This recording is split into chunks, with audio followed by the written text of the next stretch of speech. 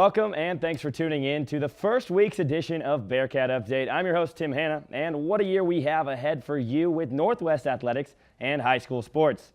We'll take a look at Bearcat basketball this week, plus an early look at the Northwest track and field team, and our in-house hunting expert will give us an in-depth look at Coon Hunting. But first, let's kick off the show with Maryville High School boys basketball. Amber Gierstorff has the highlights. Spoofhounds were in action as they'd face off against the Lawson Cardinals in the championship of the Cameron Invitational Tournament.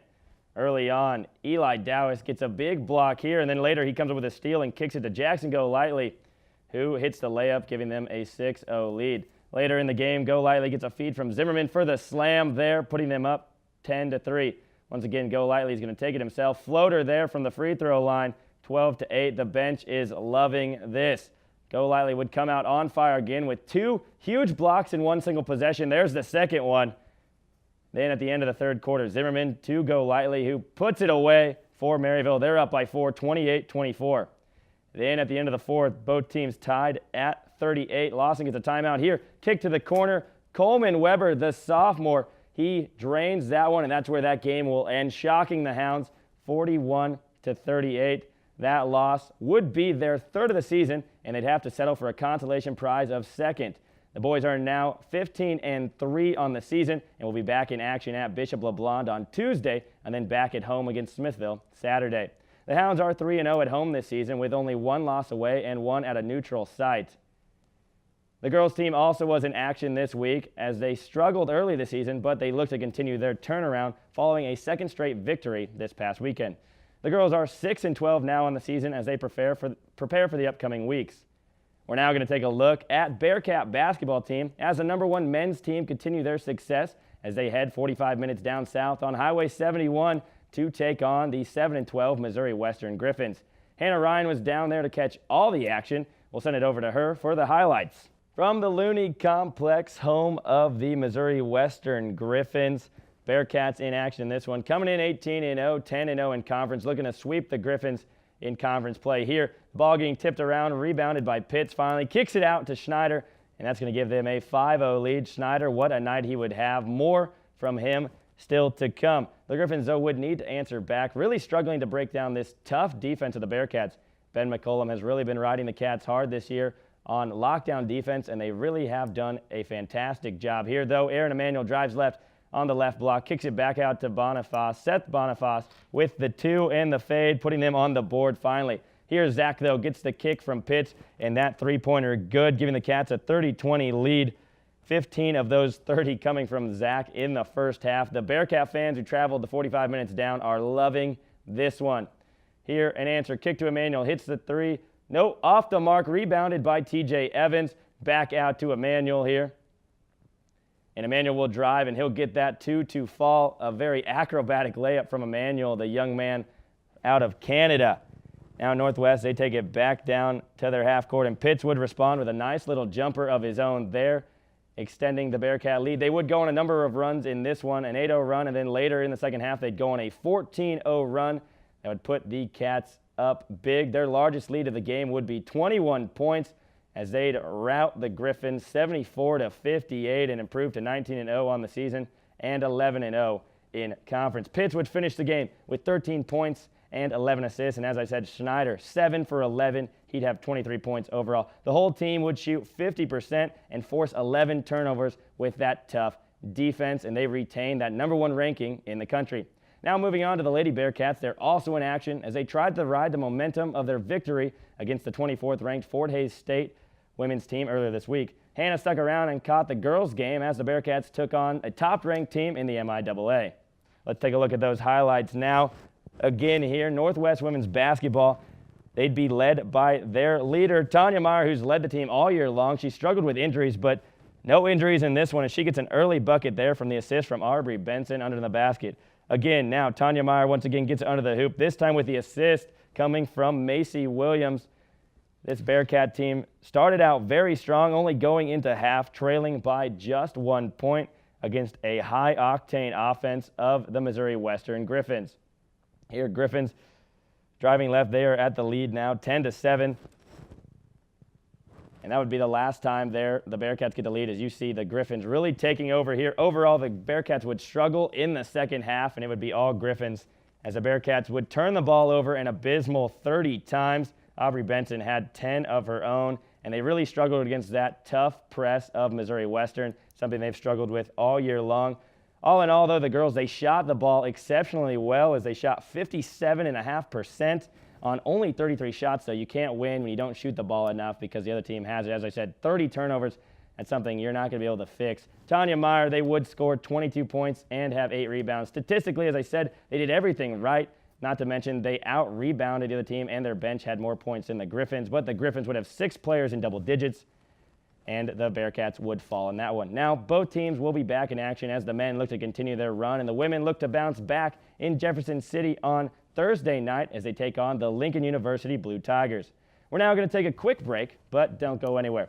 We've got more Bearcat updates still to come as I sit down with X106 Sports Director Kreighton Elwood after the break. Stay tuned.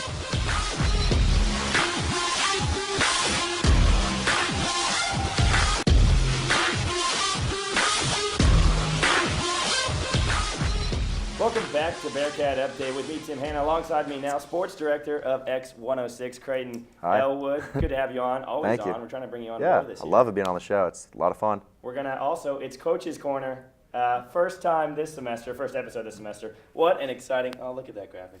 All right, let's get started. What a year it's been for Bearcat basketball. Yeah. And especially the men's team. We can talk about them first. If we have time, we'll get into the women's. But we're going to focus on the men because, I mean, they are the talk of not only the town, but the nation. #1 team in the country.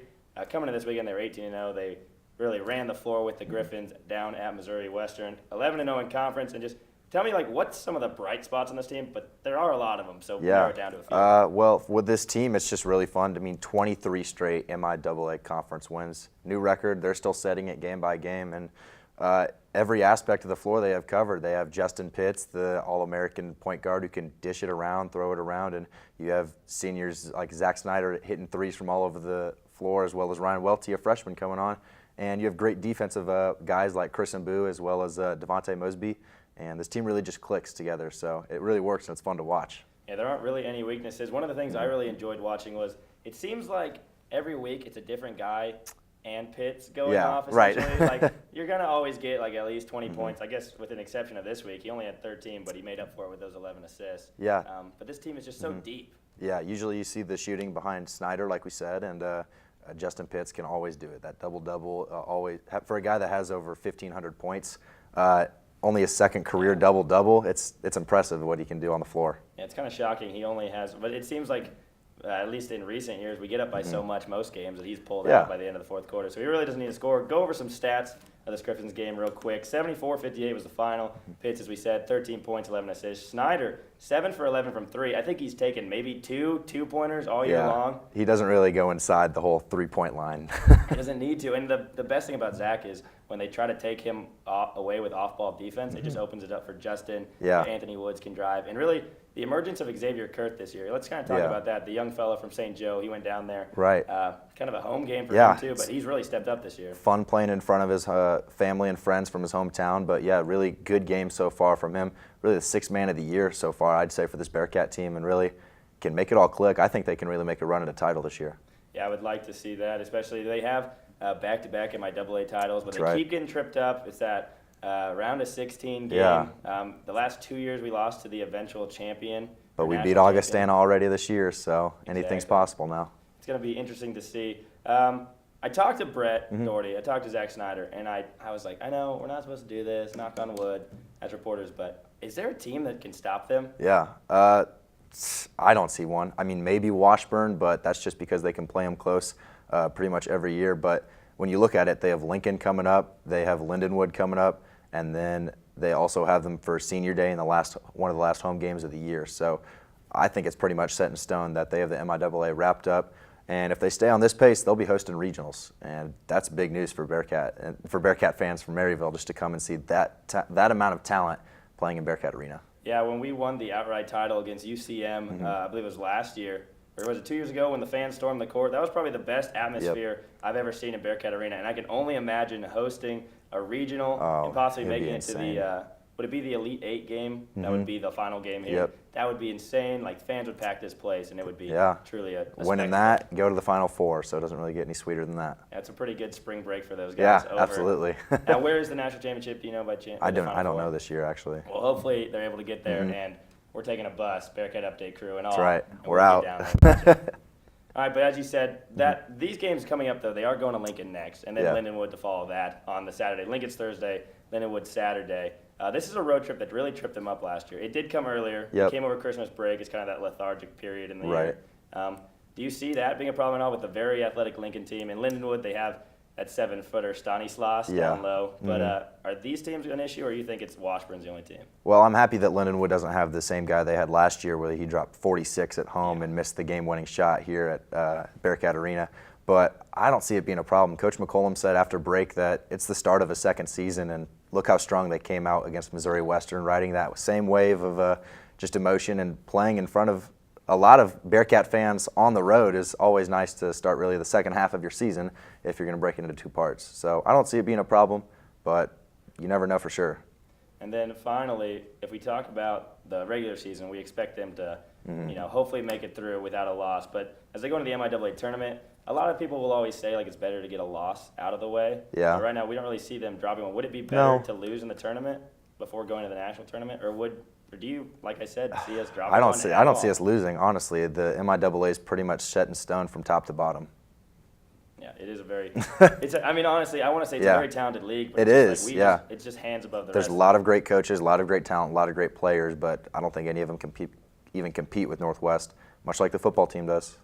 I know, as you said. It's nice being a Bearcat fan, but that's the truth. We do get spoiled. Both teams, number one in the country. No, absolutely. There hasn't been a loss in 2017 this year. That's right. For baseball, basketball, and football. Don't take it for granted, guys. That's the truth. Yeah, it's going to be a great year. That's all the time we have for you, Kreighton. Thanks for coming on. Absolutely. We're definitely going to have you back. More Coaches Corner to come in the year. We're going to take a quick break, guys. When we return, we'll talk about track and field, and we'll even take a look at maybe some hunting. So stay tuned.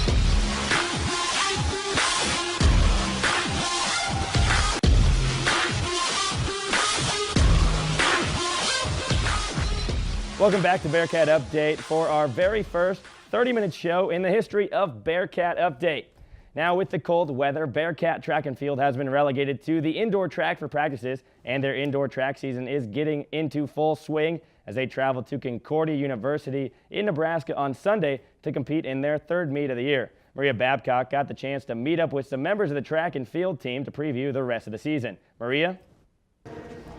Sunday, January 29th, Northwest Missouri State Track and Field heads to Concordia, Nebraska to compete against many other teams to continue their indoor track and field season. Bryn Matoka explains how the multi-event athletes prepare for the meet. So normally we'll do our event practice, whichever one that day before practice, and then we jump in with the team, do our workout. And for us, we usually switch between like sprints. We're usually out on Monday and then 400 group the rest of the week. Matoka is looking forward to the second meet of the season doing a variety of different events. Usually I like to stay pretty relaxed, having a good time. I know personally for me, I do worse if I'm like tense, so I've just learned to stay relaxed and just go with the flow of things. This weekend I'm doing hurdles, so the 60-meter hurdles and long jump, and then possibly a 4x4. Matoka's goal this indoor season is to get in the lower 9 seconds for the 60-meter hurdles and possibly break 9 for the first time. Well, our next meet for the multis, we are going to UCM on Friday, and that starts at 9 o'clock in the morning. So we'll go down there Thursday night, and then the rest of the team is going to Minnesota on Saturday. The track and field team will continue to work to score well at the conference meet at the end of the indoor season. Reporting for Bearcat Update, I'm Maria Babcock. Thanks, Maria. The Bearcat track and field team will have 3 more opportunities to prepare for the MIAA Championships coming the weekend of February 24th down in Joplin, Missouri, hosted by Missouri Southern. We're now going to take a look at a high school sport that often gets overlooked and overshadowed by basketball this time of year. Morgan Jones went down the road to Maryville High School to find out how the Spoofhound Wrestling team has fared so far this season. Morgan, take it away. 17-year-old Matthew Twaddle, a resident of Maryville, Missouri, and a senior at Maryville High School, first started wrestling in the 2nd grade. My dad started sending me to just little tournaments around the area, nothing big, but just kind of get me started into the sport. Maryville High School offers 5 other sports such as basketball, track, football, cross country, and tennis. Twaddle chose wrestling because of the values it teaches him. Like hard work and just dedication, accountability, stuff like that, and just from a young age, that was just kind of the sport I've been put into, and I just took a liking to it at a young age. Many people have no idea about the hard work and dedication it takes to wrestle. Well, a typical practice, it's not the same every day, but we'll go through a lot of drilling and stuff like that just to get a feel for different moves and stuff like that, and we'll go into a lot of live wrestling and conditioning and a lot of up pace, high intensity stuff like that. After talking to Twaddle about how things go in practice, it is no question that outside of practice, he puts in the work. I lift a lot of weights. Every once in a while I'll run, but usually that's just to lose extra weight. With graduation slowly approaching for Matthew, he is on the bigger and better things. After high school, I'm actually not planning on wrestling anywhere, but I'm sure I'll be back in the room a lot and wrestling with the guys and helping them out with stuff like that. Reporting for BCU, I am Morgan Jones. Thanks, Morgan. Now we're going to take a quick break, but we've got one more segment left, so stay tuned. You're not going to want to miss this one. You're watching Bearcat Update right here on KNWT Channel 8.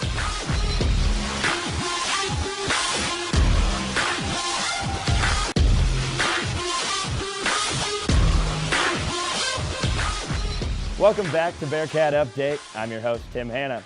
We've got a special treat for all you hunters out there. Our in-house hunting expert, Cody Cooper, has returned for a second semester with us here at Bearcat Update, and he took our producer, Brett Peters, out into the field to take an in-depth look at coon hunting. Cody, take it away. All right, we're headed down to Gower, Missouri, which is just southeast of St. Joe. Going coon hunting this evening with my uncle. This is my first time going coon hunting in a long time, since like 5th or 6th grade.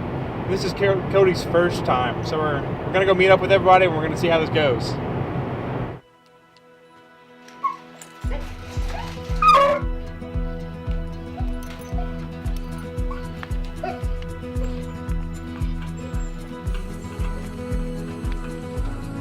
Hi.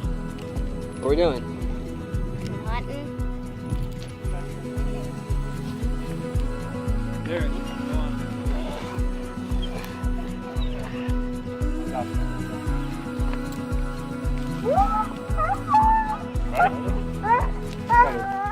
I've got a collar on the dog that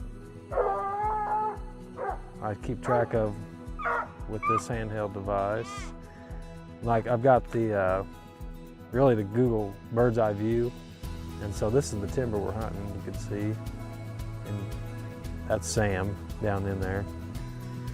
And you get closer, it shows you where he's been. That green little track there. He's locating right now. Locating means he thinks he's found the tree it's in. When he's treed, that thing sounds off. There's a little mercury bubble in the collar that makes it, when he gets vertical, it'll make it so it looks like he's treed. I was 4, I was coon hunting with my dad. That's my very first memory. And I remember the dog's treeing and walking to it.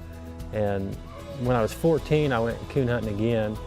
And I don't know, I walked to that tree and I saw those dogs treeing, and man, I was hooked from that point on. And when I started coon hunting, really the only purpose that I started was I just loved watching the hounds work, and just, it's different than anything. It's different than bird hunting, it's different than duck hunting, because it's all, the hound has it or he doesn't. It's all in his breeding. So you can train and train and train, and if they don't have it, they don't have it. So it's different because it's less human involved and more hound involved. And then the bonus, of course, with all that, and probably even more important and better than that, is getting to spend time with my boys. You shot your first coon out this year, didn't you? Uh-huh. What happened when you shot your first coon? Did it backflip. Yeah. And all my brothers hunt, and my nephews hunt, and my boys hunt. So it's just a really good time. Like I said, you don't have to be quiet, you don't have to be still, so it's different than anything else. When you go hunt, you can, goof off, talk, just really enjoy each other's company more than anything else. In the summertime, you can hunt all year round, you just can't kill them all year round. So when your dog does tree a coon in the summertime, you just pet them up real good, tell them they did a good job, and go tree the next one. And so it's really just about the dog. Thanks, Cody, for that look at coon hunting. Maybe next time you'll take me out instead of Brett. Well, that's all the time we have, guys. Let's take a look at, though, some upcoming games in Bearcat Nation. Thursday, the men's and women's basketball teams will be at Lincoln University in Jefferson City. And then on Saturday, they'll be at Lindenwood. The baseball team kicks their season off this weekend in Alva, Oklahoma with a 3-game stretch Friday, Saturday, and Sunday.